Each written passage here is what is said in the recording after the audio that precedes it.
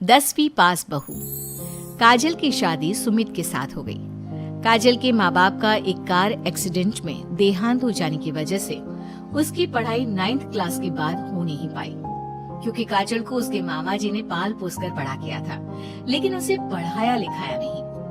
काजल के अच्छे नेचर और उसकी सुंदरता को देखकर सुमित को वो पसंद आ गई और सुमित ने काजल के साथ शादी कर ली। शादी के बाद हमारी बहू भले ही कम पढ़ी लिखी है, लेकिन लाखों में एक है। सही कहती हो। पड़ोस वाले शर्मा जी अपनी बहू से बड़े परेशान हैं। उनकी कोई बात ही नहीं सुनती। अरे लेकिन हमारी काजल, वो तो हमारा खूब कहा मानती है और घर का काम भी कितने अच्छे से करती है। सही कह दिया मम्मी। पहले मुझे भी लगता था आजकल के जमाने में सिर्फ 9th क्लास पास लड़की कुछ अजीब लगता है, लेकिन घर उसने कितने अच्छे से संभाल लिया है। अब बेटा, पढ़ाई तो वो अपनी परिस्थितियों की वजह से नहीं कर पाई, लेकिन बाकी काम तो अच्छा ही करती है। अच्छा मम्मी, शाम को मेरे ऑफिस के दोस्त और उसकी वाइफ घर पर आ रहे हैं काजल से मिलने के लिए। अरे ये तो बहुत अच्छी बात है बेटा, लेकर आओ तुम्हारे दोस्तों को। शाम के वक्त। काजल, ये मेरा दोस्त अजय है और ये उसकी पत्नी Sonali. Hello Kajal, how are you? Are you working somewhere? माफ करना जी, मैं आपकी बात समझ नहीं पाई। आई एम सॉरी, मैं बस ये पूछना चाह रही थी कि क्या तुम कहीं पर जॉब करती हो या हाउसवाइफ हो? जॉब? आपका मतलब नौकरी ना, लेकिन वो मैं कैसे कर सकती हूँ? ये तुम्हारी वाइफ क्या कर रही है? क्या तुम अपनी वाइफ को जॉब नहीं करवाना चाहते? अरे नहीं दोस्त, वो बात नहीं है। एक्चुअली काजल सिर्फ 9th पास है ना, इसलिए। Oh my God, are you serious? Sumit आजकल के जमाने में और सिर्फ 9th पास। आजकल तो गांव की लड़कियां भी कॉलेज की पढ़ाई पूरी करती हैं। काजल, क्यों पढ़ाई नहीं की तुमने?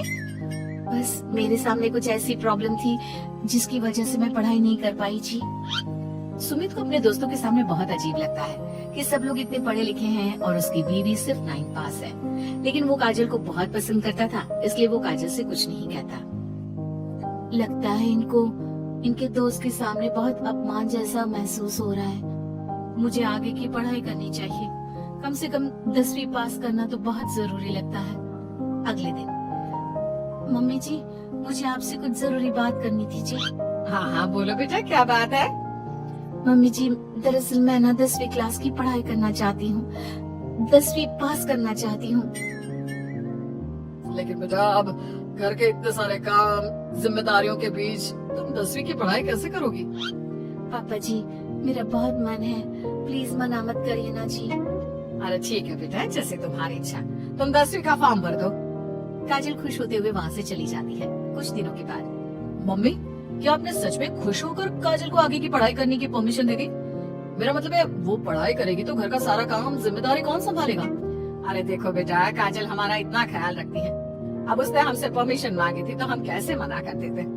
और वैसे भी एक बार एग्जाम देने दो, उसका मन रह जाएगा। तुम्हें क्या लगता है, अब शादी के बाद 10वीं की परीक्षा पास करना आसान होता है क्या?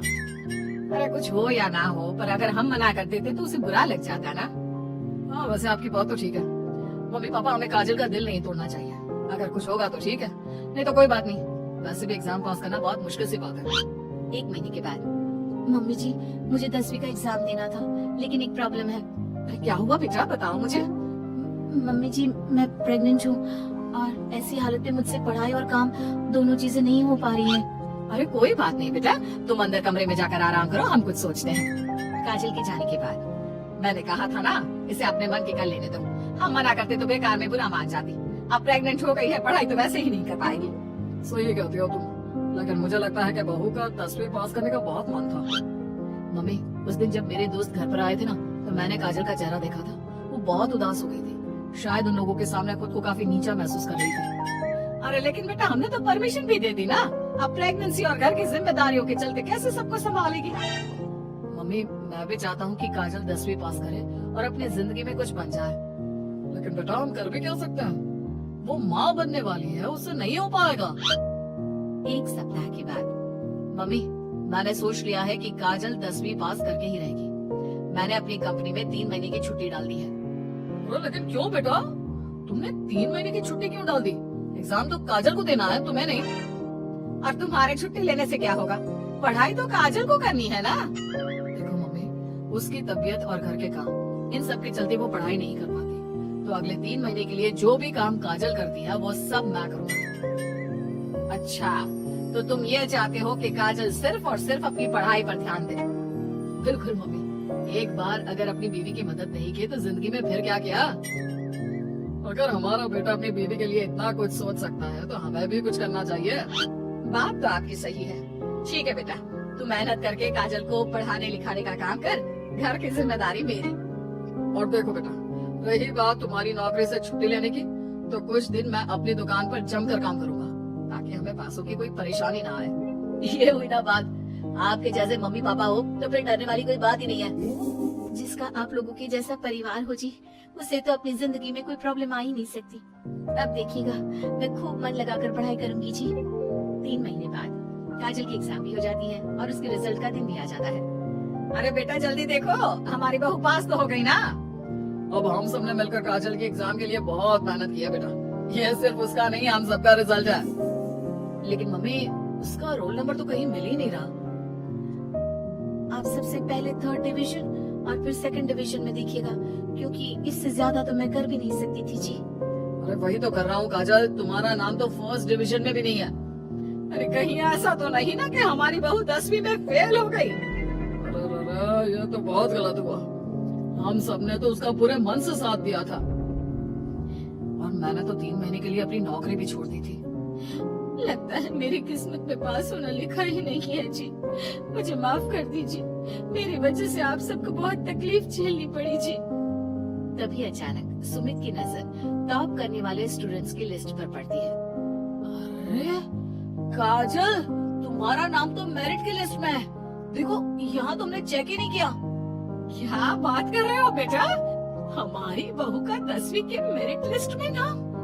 अरे वाह वाह, ये तो बहुत खुशी की बात है भाई। हम सबकी मेहनत रंग लाई। मेरिट में मैं अकेली नहीं, मम्मी जी, पापा जी, सुमित जी, हम सब आए हैं।